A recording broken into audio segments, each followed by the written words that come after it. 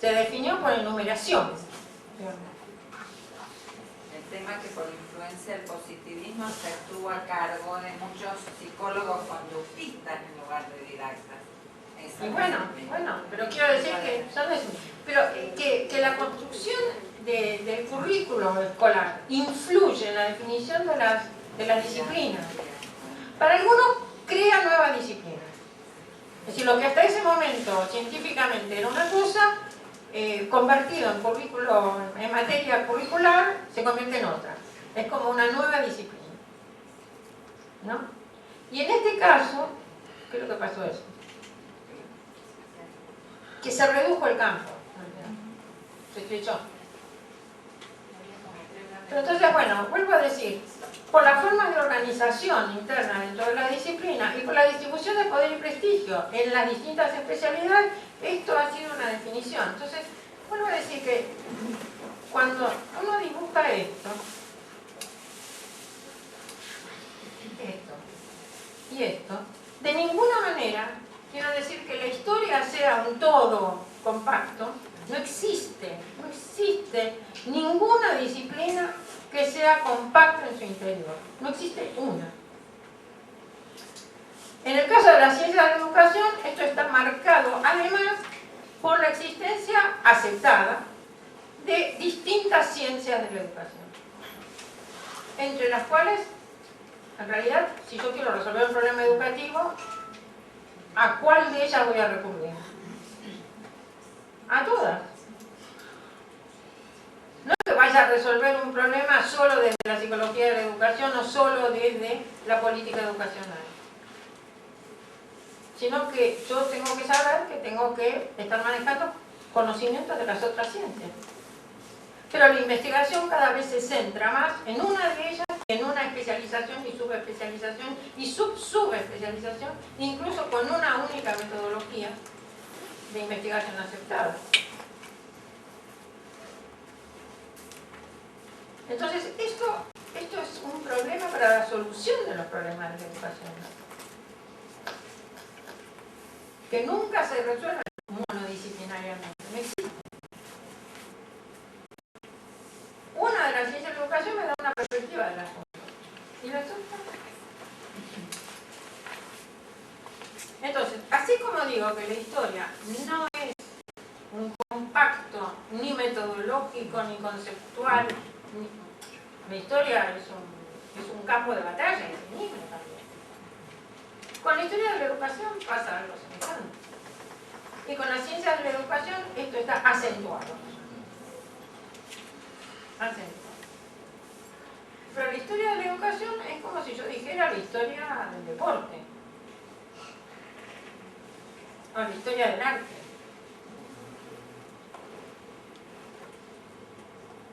Son historias especiales.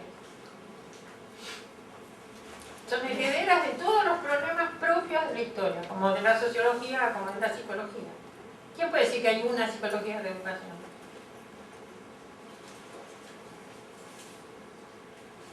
Pero cuando hago psicología de la educación, sé dónde estoy. Sé que se me pide que tome una perspectiva psicológica de la zona, con toda la problemática que esto acarrea.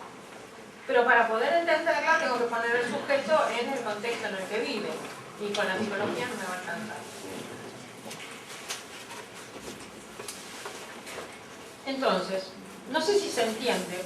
Escucho las preguntas, las objeciones, las opiniones, todo lo que... Porque es complicado. Es complicado. Decir qué son las ciencias de la educación es muy complicado. Y la historia de las ciencias es complicada. Así que yo los escucho. Uno tendería a pensar que la historia de la educación no solamente se enfrenta a los temblores de la disciplina histórica, en general a las preocupaciones, justo ya tengo uno de la disciplina, digo, la historia de la educación se enfrenta a los problemas propios de la disciplina histórica, pero a su vez a los problemas de todas las otras disciplinas, porque en la propia historia, la disciplina histórica asume los problemas de las otras disciplinas, con lo cual uno tendería a pensar, yo tiendo a pensar, que en todos los casos es un gran problema. Porque cada disciplina está absolutamente atravesada por las inquietudes, los debates, las pujas de las otras. Entonces, ahora, cuando vos decís las otras, fíjate, si estás hablando de historia, estás hablando de que no puedes hacer historia sin usar conceptos de la política, de la economía, de la cultura, de lo social. Es decir, que tiene relación con todas las ciencias sociales. Así que en el fondo, cada una de las ciencias sociales tiene el mismo tipo de problemática que tiene la educación. Solo que la educación acá es el objeto de conocimiento. Vos podés decir la historia es, ¿cuál es el objeto de conocimiento de la historia? El devenir de la humanidad, ¿no? En términos muy generales. Y también lo puedo especializar. Puedo hacer historia económica, historia política, puedo hacer historia de una época o de otra, desde un punto de vista o de otro. Alguien decía, imagínate la historia contada por un japonés que tiene que ver con la historia que nosotros les enseñamos a los chicos, nada.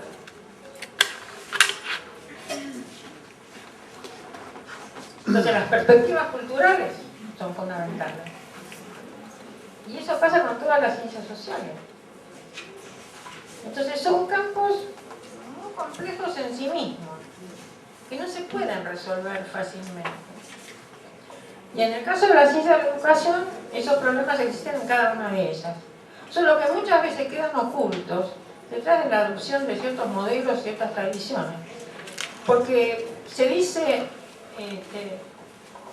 tal es la postura, y hay tal fuerza y presión para que esa sea la postura que se oculta el debate, la controversia, las diferencias que hay con otras posturas.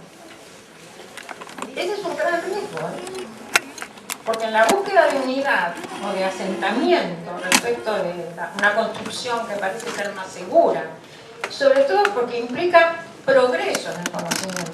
En la medida que yo siga la misma línea, puedo decir acá hay progreso. Si me cambio de línea, ya aquí me queda medio dudoso. Y con la ciencia de la educación hay todas esas cuestiones. Alicia, cuando yo repaso ahora mentalmente todas las cuestiones que vos has escrito sobre la didáctica, ¿no hay como una intención de que ese lugar lo ocupe la didáctica? Este lugar que se preocupa no solamente por los aspectos tradicionalmente asociados a la didáctica, sino también por cuestiones que tengan que ver con, que impliquen aspectos de la sociología, de la psicología cognitiva. ¿No hay como una voluntad de establecer en ese lugar de la didáctica, de restablecer una unidad? Desde el punto de vista de cómo podemos resolver el problema epistemológico de la didáctica necesita escuchar a todos, porque necesita utilizar todos los conocimientos que las ciencias le puedan proveer. Pero eso no significa que la didáctica pretenda ocupar el lugar de la vieja pedagogía o de una teoría general de la educación. Al menos yo así no lo veo. Yo veo más bien al revés, ¿no? Es decir, que si yo construyo una teoría de la enseñanza, la didáctica tiene su propio tema, su objeto de conocimiento, que es la enseñanza.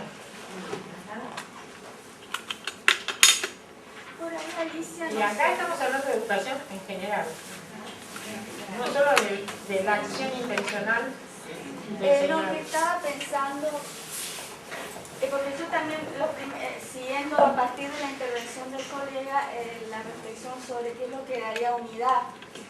Y a lo mejor no se trata hoy tanto de hablar de unidad, sino de identidad. ¿Y a qué me estoy refiriendo? De identidad. Ah, de identidad. Porque los que enseñamos didáctica general a las diversas carreras de formación docente, nos encontramos con que los estudiantes de la carrera de profesorado en historia, geografía, tienen una idea bastante clara de su identidad como profesor en ese campo disciplinar. Más allá, el de ciencia de la educación está en 5º año y no sabe qué está estudiando.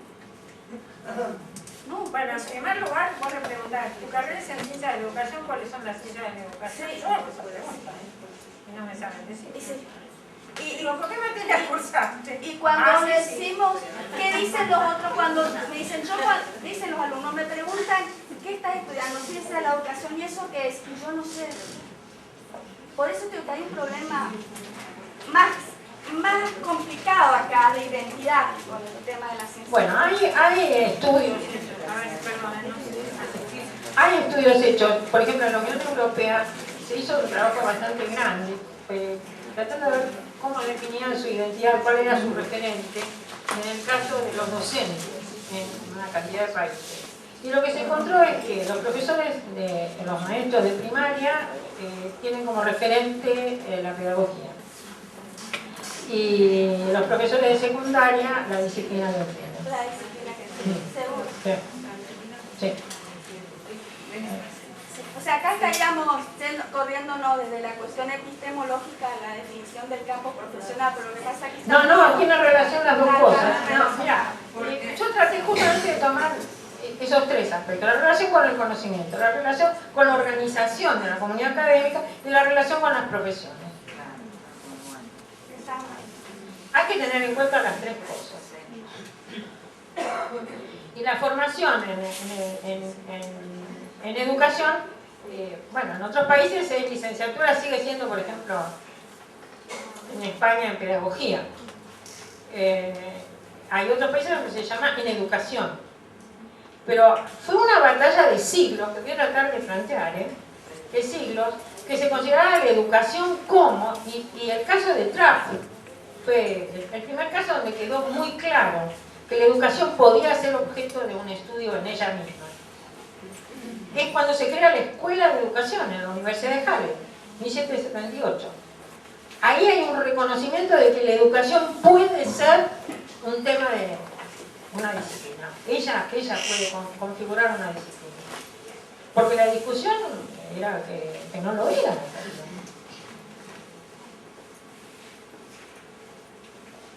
Pero no es una discusión terminada. No. El tema, Alicia, que me parece que la influencia esta pesó mucho, pesa en la actualidad. En el caso de Rosario quizás es paradigmático, porque en un diseño curricular novedoso, organizado por áreas, se discutió muchísimo. Con el concepto de pedagogía nadie quería saber nada y se discutió muchísimo si ciencia de la educación o ciencias, tanto que en el plan de estudio quedó en algunas partes en singular y en otras en plural. Y lo grave, porque es una lucha de poder, porque como no había habido nunca en Rosario, la mayoría del cuerpo docente venía de otras disciplinas y lo discutía en plural. Y algunos que veníamos de la pedagogía lo discutíamos en singular. Y el diseño curricular quedó sin ningún espacio que se llame pedagogía ni didáctica.